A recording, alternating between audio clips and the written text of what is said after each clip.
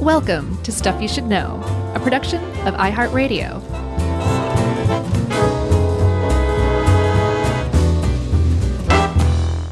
Hey, and welcome to the podcast. I'm Josh, and there's Chuck, and it's just us, and that's okay because we're going to get bloody here on this episode of Stuff You Should Know. I just had a cockroach crawl over my barefoot. I've got a cockroach story for you. First of all, how are you doing? You okay with that cockroach experience you just had? It is not my favorite thing. Secondly, why are you barefoot? We're working. I don't put on shoes unless I have to. Thirdly, you want to hear my cockroach story? Yes, although I will quickly say that's not the worst. The worst cockroach story I've ever had is when I saw one as I was turning out the light fall from a ceiling above my bed. Yikes. And then the light went off. And then right you back heard on. the cockroach go nighty-night. What's yours? It just happened today. I don't know if this is my worst or not. It's pretty bad. I went to go pour coffee from our coffee pot, and a roach spilled out along with the coffee into my mug. It was like in the the top that you can take off. He was in the little spout, apparently.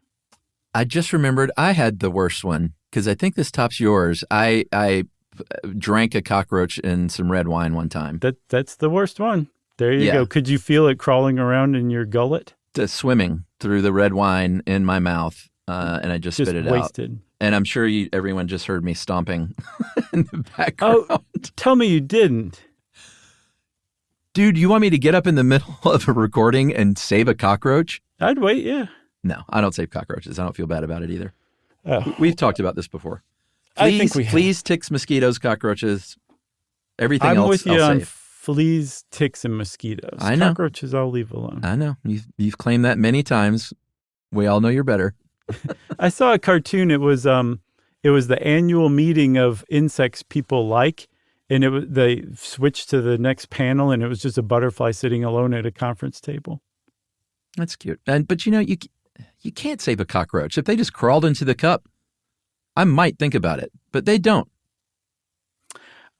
Okay, I disagree. I try to get them with a paper towel, lightly pick them up, and throw them outside and say sayonara. Sure, they suffer no damage.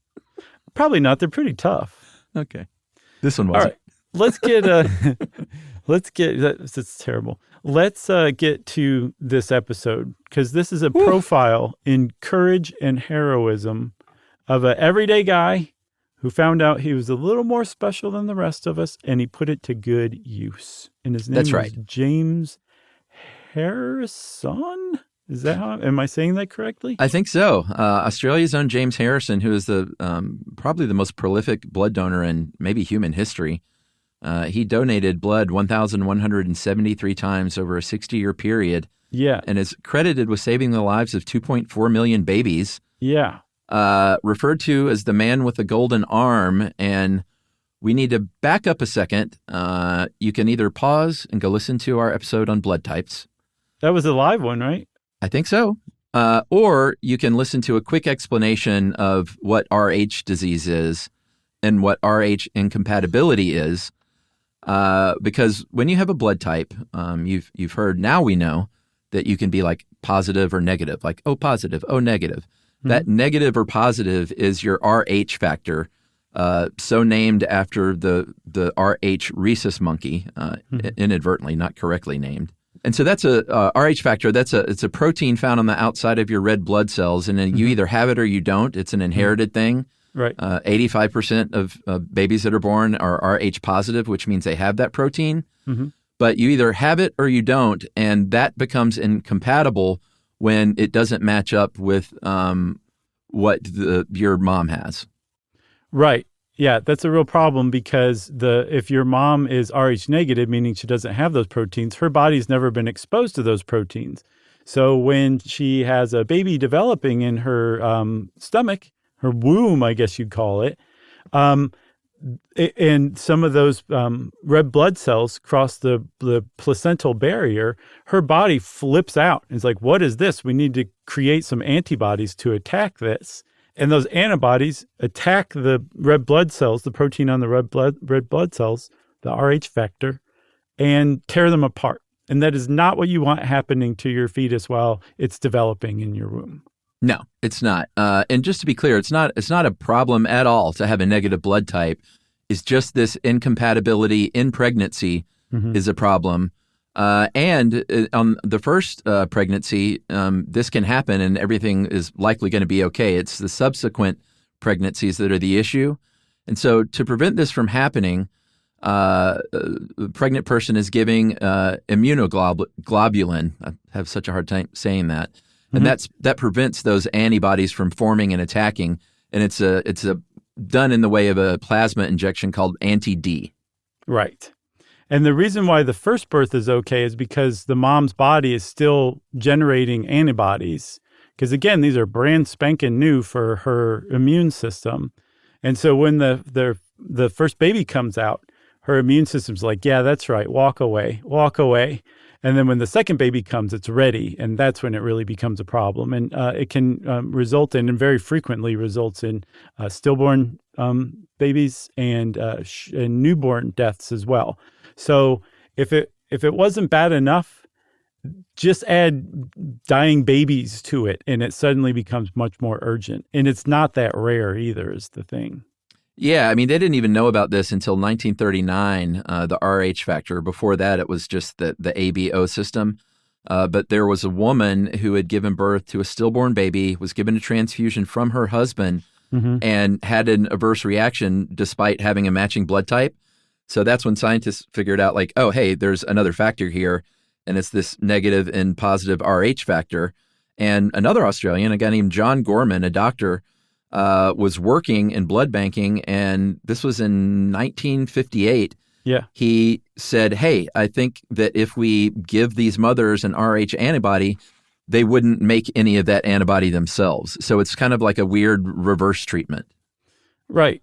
Yeah. And it's really worth saying it's weird because they don't know still to this day exactly how it happens or how it protects developing fetuses, infants. They think the best guess is that these antibodies that they consider passive antibodies, they don't attack the red blood cells of the developing child. Instead, they actually attach to it and act as a protective layer. Essentially like Obi-Wan saying to the mom's immune system, these are not the red blood cells that you seek. Yeah. This is not the factor that you're interested in. Beat it, in the words of Obi-Wan, like I said. So Dr. Gorman and his research partner, they tested this idea out on prisoners, on male prisoners at Sing Sing prison in New York, injecting that Rh negative into them with antibodies and then measuring the response. And they found that it worked and that it was safe.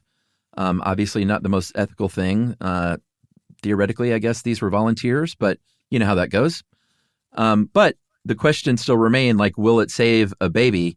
And it turns out that his sister-in-law, Kath, was a nurse and was Rh negative, and his brother, her husband, was Rh positive. And they were like, hey, we'll be the guinea pigs in this one. Let's do it. Yeah. So the problem is that John Gorman's brother and sister-in-law, Kath and Frank, lived in London at the time.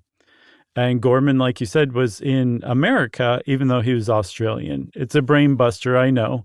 But the upshot of it is that Gorman sent this anti-D inoculation, essentially, that he was testing out to the Gormans in London. They had to go to Heathrow to pick it up.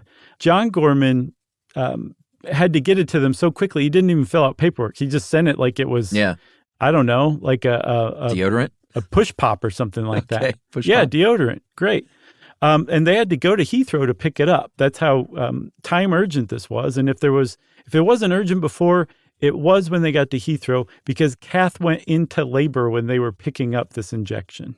Yeah. So they were somehow managed to talk this doctor into administering this treatment, which that's probably the most surprising thing, that this doctor went along with it. But that doctor did. And Kath Gorman had a healthy son.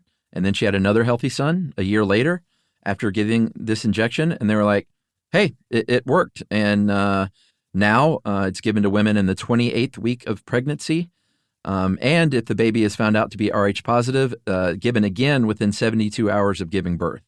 Yeah. I think one of the other things that stood out to me about Kath and Frank Gorman's story is that the doctor who gave them the injection was persuaded to do so also by a team of a rival team from Liverpool who were also working on some sort of antidote to Rh factor disease.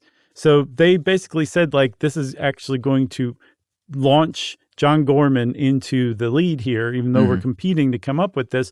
But seriously, you should inject her with this. It's going to be great. Yeah. So they put saving babies before their own career. That's great. Yeah. I think Gorman ended up saying that it was the most cost-effective drug ever produced. In 50 years, there have been no fatalities from this treatment. And he said it saves about $1 billion every year by preventing high-risk Rh pregnancies. Yeah. So it was really something. The thing is, you still need to this day human blood to make the anti-D immunoglobulin. Globulin. It is hard to say, Chuck. Yeah. Inoculation. Yeah. Plasma, technically, yeah. Yes. And this is where James Harrison comes in. But he doesn't come in yet, dear people, because you are going to have to pay through the nose to get to him by listening to these commercials.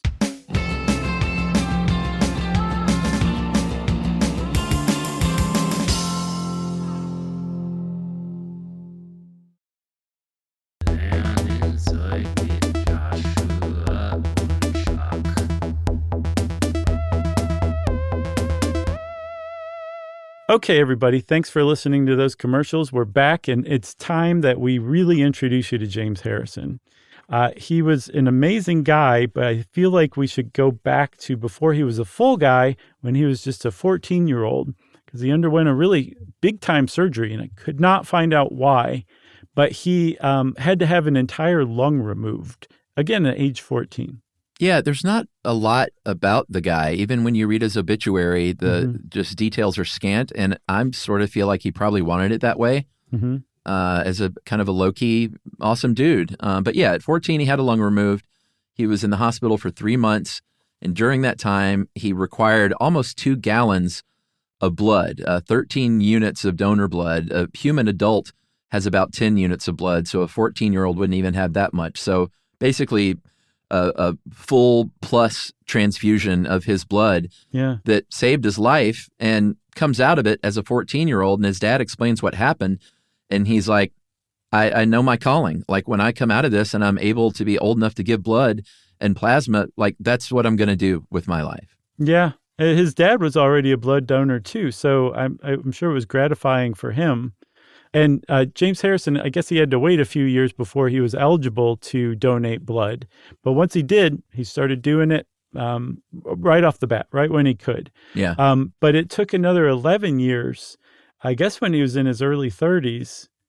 Yeah, something like that, or about to be 30, before the doctors were like, hey, this guy's something special. He's got some dynamite plasma, because they think when he got all of that blood, he was Rh negative, but he got a lot of Rh positive blood, and his body started making Rh positive antibodies that can just knock your socks off.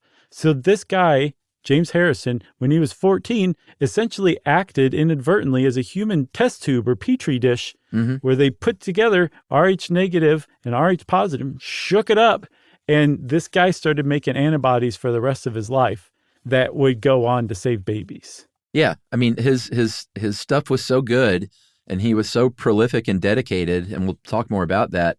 There was a doctor that said in the Sydney Morning Herald in 2018 that every ampule of anti-D ever made in Australia has James in it. Yeah, primo stuff. Pretty cool. So the 2.4 million babies he saved, not an exact number, obviously, but they basically did a calculation where they analyzed birth data from 1964 moving forward, accounted for the people who got this anti-D treatment, and then weighed overall mortality risk from Rh disease, and came up with that number, 2.5 million babies. Yeah, because, I mean, when you donate blood, you do save lives, but you don't necessarily save babies' lives. Like, James Harrison was a baby-saving machine. That's right. They've tried a synthetic version, but they're still not there yet. So they They're still reliant on people, donating their blood and plasma, but the synthetic that they've been working on they call it James in a jar, which is kind of cute as well. Right, for sure.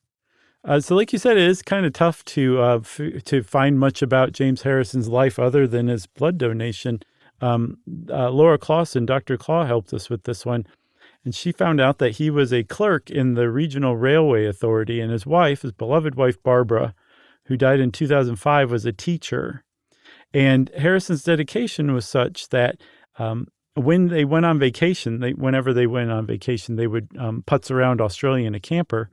He would find the closest blood donation clinic and go donate blood.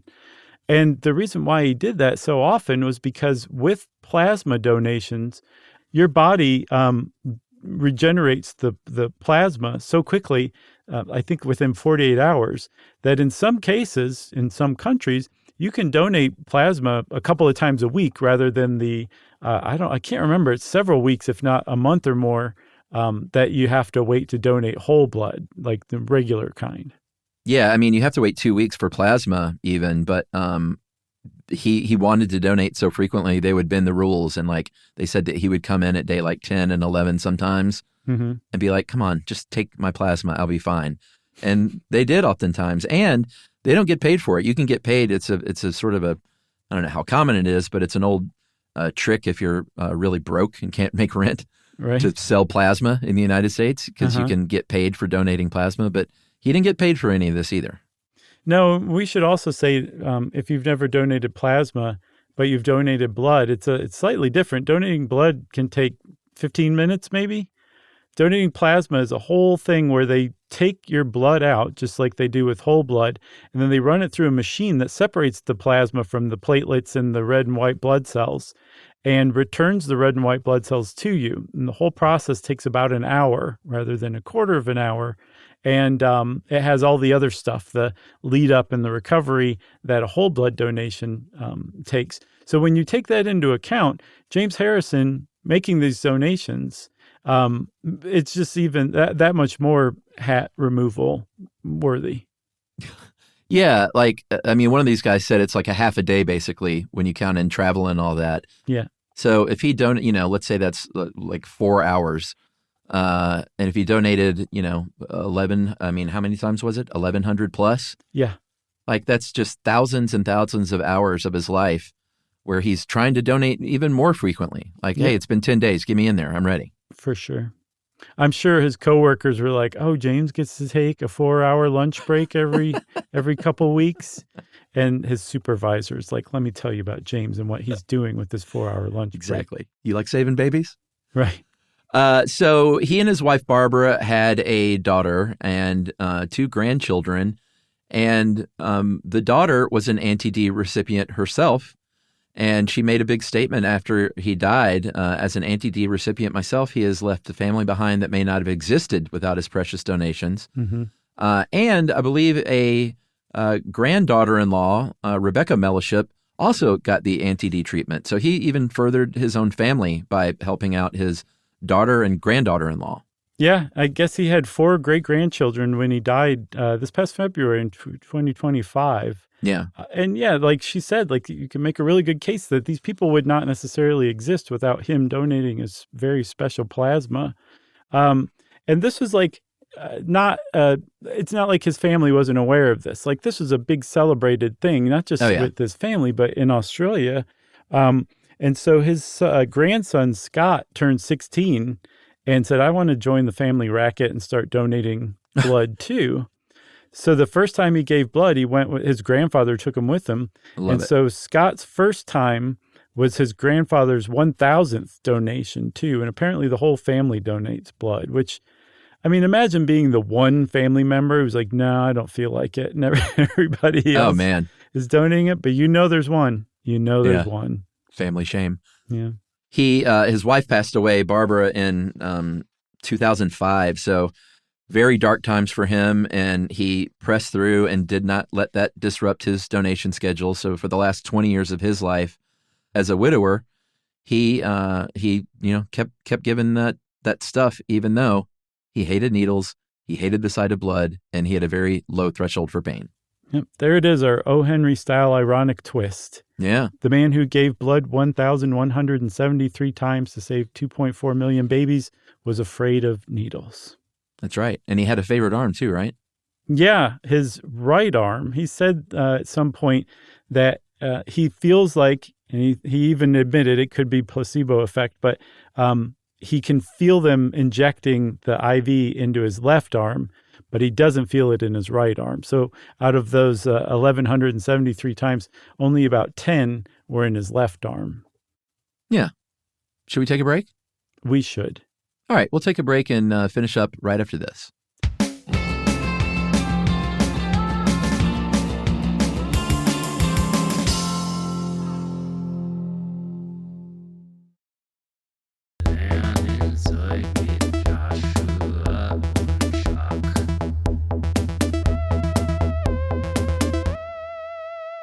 All right, so we're back to talk a little bit more about the dedication of James Harrison, the most prolific blood donor and plasma donor in history, even in his older years, because he gave until he was 81.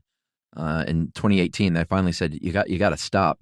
And he didn't want to stop, but they're like, for your own health, you can't keep doing this. But up until that point, he would ride the train an hour each way to go to this donation center. That was the closest one, or at least that was the regular one that he became accustomed to. And he was really broken up. He said, it's a sad day for me, the end of a long run. I'd keep going on if they let me. And this is just, I have a hard time even getting through this sentence. But the last time he gave the blood, he was surrounded by moms and babies that he had saved. Yeah. Incredible. Pretty amazing. Yeah. Apparently, even though he was something of a celebrity, at least at blood banks in Australia, I think well beyond that too, he was very unassuming in that he never walked in, wearing sunglasses and a scarf. The man with the golden arm is here. Exactly. And just wearing his jacket over his shoulders. Right, yeah. He instead would just kind of chit-chat other people who were giving donations and kind of telling them like, hey, you're doing something great. But he didn't say, and I should know because I've saved 2.4 million babies. He was not that kind of person. I feel like this would be a different episode if he had been that kind of person. It'd still be worth talking about, but maybe less celebratory. I don't know. But this guy doesn't seem to have really been bad at all in any way, shape, or form. And we really looked. Well, here's a couple of quotes. It becomes quite humbling when they say, oh, you've done this or you've done that, or you're a hero. It's something I can do. It's one of my talents, probably my only talent, is that I can be a blood donor. And that saving one baby is good. Saving 2 million is hard to get your head around. But if they claim that's what it is, I'm glad to have done it. And like, you just imagine every one of these quotes, he's got his hands in his pockets and he's just kind of kicking around some pebbles with his feet, looking down.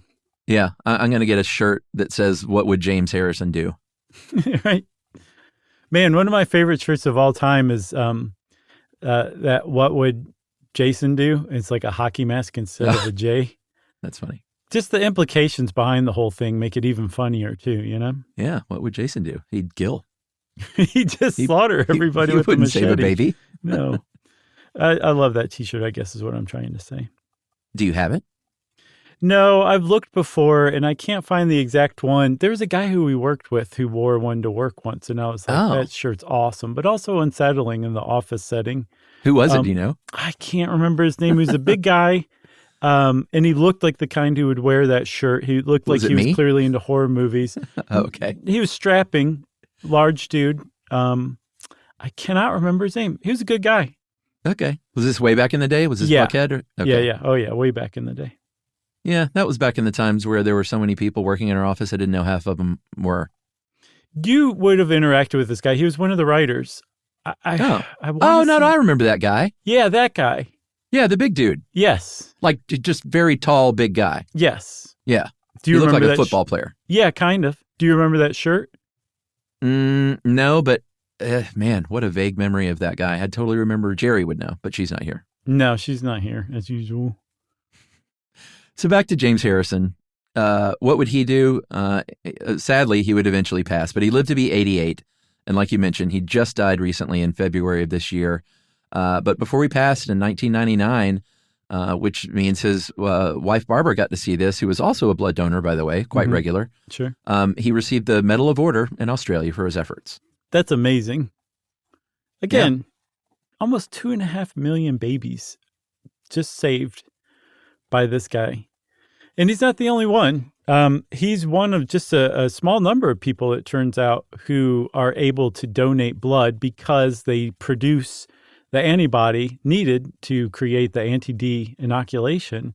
When this first was realized, I guess shortly after 1958, a group of women in Winnipeg in Canada got together, and they became known as the RH Ladies of Winnipeg. And they started donating plasma to make the Canadian version of anti-D, Winrow. And one of them was a woman named Mary Tallieu, who had lost 3 different babies to RH incompatibility. And she went on to donate for 15 years. And again, this is not normal blood. These people's blood is incredibly special, and it saves babies. Yeah. There's less than 200 anti-D donors in Australia. One of those is a woman named Kieran Froese. I don't know how you pronounce that. Froese? Freeze, maybe? It's either the O silent or the E is silent. But Kieran was is a midwife and benefited from the anti-D drug during her own pregnancies. And she learned that people who had the right kind of blood could donate for this. And she advocated to be allowed to do so, and apparently had to kind of lobby to be able to do it, right? Yeah, because she didn't naturally make the antibodies herself like other people like James Harrison does. There's a way that you can actually sensitize people by exposing them to the antibodies, and then over time, their body will start making the antibodies themselves, these protective ones. And that's what she did. She's like, I want to volunteer to be inoculated with this stuff so that I can start producing this plasma. And she had to prove that she was no longer able to have children. She had to send her medical records showing her hysterectomy to Lifeblood, the Australian blood donation people, before they would even let her get into this program. Yeah. And we can't forget about the people who also allow that to happen by contributing to that program despite not having that Rh negative blood. Right. Like she gets those sensitization boosters from people donating their blood to be transfused into her and others like her. Yeah, and from what I saw, there's one match donor that donates when they go in to give blood, and they're anonymous. When they go in to give blood, their blood is taken and given specifically to Kieran Freeze. So this person is, it's just cool that they're anonymous too, and that's what they're doing. That's some pretty niche blood donation if you think about it, you know? Oh yeah, absolutely. And they're doing the right thing in Australia. Wealthier countries obviously have a better time with this, but very sadly, as you guessed it, studies estimate that half the women in the world who need treatment don't get it. In developing countries, obviously most acutely, 50,000 fetuses and 114,000 newborns die every year as a result of this Rh incompatibility who can't get this treatment. And the United States, we don't do a great job donating blood. So I'm calling people out and asking you to step up to the table and to that needle. 62% of the population is eligible to donate, but 3% do so, compared to 57% in Australia that are eligible, and 14% do so. So they could kick it up a bit too, but that 3% is shameful. Yeah. It's not totally out of bounds, though, with other industrialized Western countries. The UK, 2.6% of the population donates, 4% in France, and then somewhere between 5 and 6 for Denmark, Germany, Greece, and Cyprus. So, yeah, we could definitely do a lot better. It seems like, from what I can tell, I looked to find what country has the most blood donors. From what I can tell, Australia far and away leads the pack in the whole world. That's my own research. Take it or leave it. I didn't do any math, so it is possible it's accurate. But that seems to be the highest percentage I could find was Australia's. I bet you anything old James Harrison has something to do with that in the news and stories surrounding his efforts. For sure. I would think so, too. This has spurred me to get out there and do this on the reg, too. So I'm going to donate some blood next week. Good for you, buddy. I'm going to get back to it, too. Yumi introduced me to it, and I've definitely fallen off. So let's go together. We can hold hands while we donate. Oh, It'd be pretty cute. that would be cute. And you know what? I'm going to get us matching blankets with James Harrison's picture on it. Very nice. Okay, well, Chuck said very nice, which is what I was fishing for, which means also he just triggered listener mail. Yeah, this is, I guess, a bit of a correction for the heavy metal episode. Hey, guys, there were a few mistakes that I won't hassle you about. After all, I didn't catch anything too significant. However, I should tell you that Rob Halford's leather infatuation did not come from his time in S&M clubs and bars. In his own book, Biblical Heavy Metal Scriptures, he has a chapter called Denim and Leather, where he speaks about how, although it did spawn a leather fetish, his love for denim and leather came from bands, other bands like Saxon, who wore the combination and turned it into a heavy metal uniform of sorts. He's even quoting him. Others reckon that I started wearing my studs and leather as a means to express my repressed homosexuality. No, I effing didn't. Denim and leather has been part of metal basically from the beginning. It was a visual display of how the originators felt on the inside, the way the music sounded, the way they felt. Rebellious. His book is great, by the way. I recommend it if you're into ancient metal gods speaking on the topic. Again, thank you so much for the 3-part episode, guys. That has to be a record, right? Including the horns episode. I call that a triple. Much love to you all. That is from Joshua Ernsberger of Ogden, Utah. Very nice. Thanks, Joshua. Thanks for setting us straight. We appreciate that, especially from another Josh. You know what I'm saying? That's right. And you know what? In your defense, that sounds like the kind of thing that is just everywhere on the internet. I saw it everywhere, and I had no reason to doubt it. Sure. Because I hadn't read Rob Halford's autobiography, which was just stupid of me. Yeah, you didn't have time. It's okay. Sorry I fell for it, everybody. If you want to get in touch with us like Joshua did and set us straight, you too can send us an email. Send it off to stuffpodcast@iheartradio.com. Stuff You Should Know is a production of iHeartRadio. For more podcasts from iHeartRadio, visit the iHeartRadio app, Apple Podcasts, or wherever you listen to your favorite shows.